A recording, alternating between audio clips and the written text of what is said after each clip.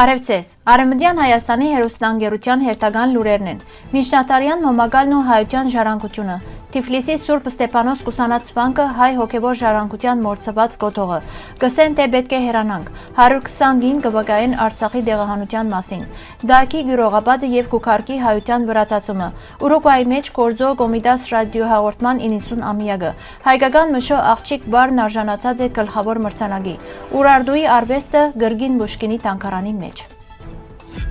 Մեդլին Բոկչալյան կպատմե, թե ինչպես 13-րդ տարու հայկական մեդաղյա Մոմագալը դարձավ իր հետազոտության կենտրոնը։ Ուսանողական նախագիծը, որը սկիզբ առավ Worcester Art Museum-ի ցուցանմուշներու սև սպիտակ լուսանկարներեն, շատ արագ փոխեց իր վերաբերմունքը արվեստի պատմության և հայկական ժառանգության հանդեպ։ Սկիզբը Մոմագալը նշված էր իբրև ծագումով հյուսիսարևմտյան Իրանեն, սակայն հետազոտությամբ հայտնի դարձավ, որ ան արևմտյան Հայաստանին է։ 13-րդ տարուն այդ տարածքը հայրենիք էր բազմաթիվ համայնքներու։ Մեդաղագործները, որոնց մեծ մասը քրիստոնյա էին, կստեղծեին նման շքեղ գործեր շրջանի պատվիրատուներուն համար։ Բոկչալյան կնշե, որ որոշ մամագալներու վրա գտնվող հայերեն արձանագրությունները և արևմտահայ մեդաղագործության ոճերը հստակ կվկայեն հայկական արվեստի աստեցությունը։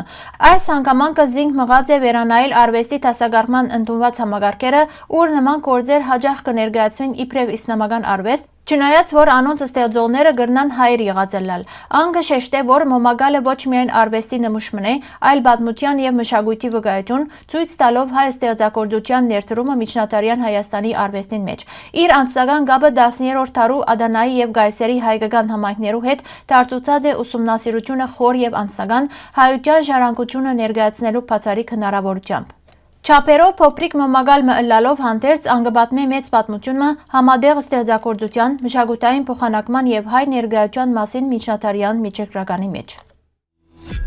Թիֆլիսի Սուրբ Ստեփանոս կուսանացվանքը կառուցված 18-րդ տարուն դարեր շարունակ եղած է հայ միանցուհիներու հոգևոր կենտրոնը։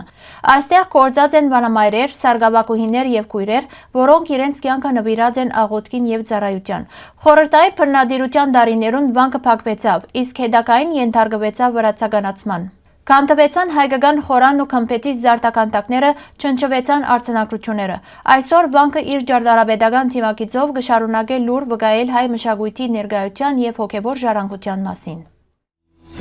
Սեպտեմբեր 26-ին Երևանի մեջ բացվեցավ զվիցերահայ բեմադրիչ Վարսի Բուխմանի վավերագրական ստեղծագործությունը «Գսեն թե պետք է հեռանանք» վերնագրով։ Այն կներկայացնի 2023 թվականի Արցախի հայ բնակչության բռնի դեղահանությունը և էթնիկ զտումը ձայն վերածելով հավաքական հիշողության մասի։ Բացման երեկոյին ներկային արվեստագետներ, հասարակական գործիչներ և Արցախեն դեղահանված ընտանիքներ։ Ստեղծագործության հերոսուհիները, Արցախի 120 կանայք ևս մասնակցեցան միջոցառման, իրադարձության տալով առանձնահատուկ հուզական մթնոլորտ։ Երբ մարդիկ կգիսեն նույն զգացումները, կդառնան անոնց մեկ մասը և երբեք չեն մոռնար։ Այս նախագծի նպատակն է փոխանցել այնպիսի համամարտկային զգացումը, որ կգերազանցե սահմանները և կդառնա հիշողություն բոլորին համար, նշած է Վարսի Բուխման։ Առաջին բաժինը կներկայացնի այդ 120 կանանց պատմությունները։ Անոնց լուր ներկայությունը միաժամանակ ցավալի և զորեղ խորհրդանիշ մնե, հիշեցնելով, որ կատարվածը ոչ միայն անհատական, այլ հավաքական փորձառություն մնե։ Այս ստեղծագործությունը կոչված է հիշողության տարածք դառնալու, ուր արցախցի կանանց ձայները կհնչեն իբրև վկայություն հայ ժողովրդի չմոռցվող ողբերգության մասին։ Թուրք հնակետներ Քուքարքի Արդանուչ քաղաքին մեջ հայտնաբերած են Դայքի գյուրողապատ Աշոտ Բագրատունու տամբարանը։ Գիտական աշխարհը հրճվանքի մեջ է այդ գտածոյին պատճառով։ Եվ բնականաբար Աշոտը կներկայացվի իբրև վրացի վրաց թագավոր։ Ինչու Դայքի գյուրողապատները վրացի կոչվեցան և ինչու Դայքը սկսավ նկատվել իբրև վրացական տարածք։ Այդ հարցը պետք է ուղղել հայաստանյաց առաքելական եկեղեցվո սպասավորներուն։ Դեռ միջնադարեն եկեղեցվո մեջ արմատացած էր այն վտանգավոր թեզը, թե ով առաքելատավան չէ, հայ չէ։ Այդ մտածողությունը բարակտեց մեր ժողովուրդը և քանդեց մեր տունը։ Արդյունքը ողբերգական եղավ։ Դայքի և Քուքարքի քաղաքետոնական հայությունը եկեղեցին դուրս մղեց հայության գիրկեն, իսկ վրացիները սիրով ընդունեցին զանոնք։ Դայքի և Քուքարքի քաղաքետոնական հայությունը եկեղեցին դուրս մղեց հայության գիրկեն, իսկ վրացիները սիրով ընդունեցին զանոնք։ Այսպես դարերու ընթացքին 100 հազարավոր հայեր վրացի դարձան։ Ցավոք նույն արհավիրքը շարունակվեցավ նաև նոր ժամանակներու մեջ։ Հոգևորականներ երբեմն նույն արդահայտությունը կկրկնեն 21-րդ դարուն։ Բայց ով է որ պիտի որոշե, թե ով հայ է և ով չէ։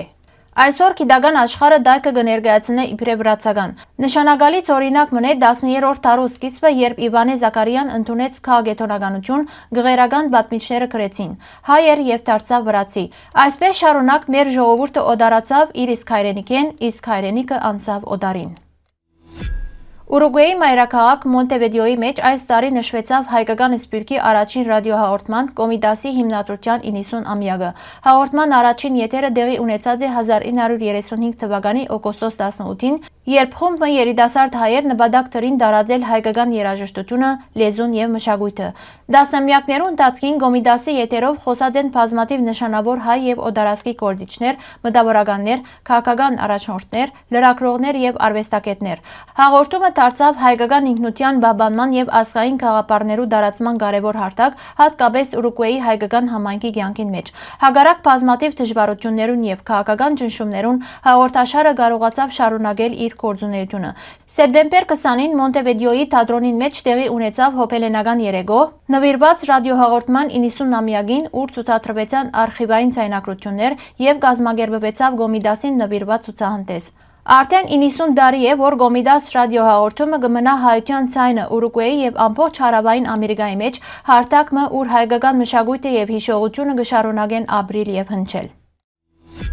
Հայկական միասնություն համույթը հոկտեմբեր 4-ին եւ 5-ին մասնակցեցավ Սիմֆերոպոլ քաղաքին մեջ տեղի ունեցած բարերու գալակտիկա խորեոգրաֆիկ մրցաշարին։ Համույթի բոլոր զուգերքներն ու սոլոները սպաղծուցին առաջին տեղը, իսկ մշո աղջիկ բարը արժանացավ մրցաշարի գլխավոր մրցանակին։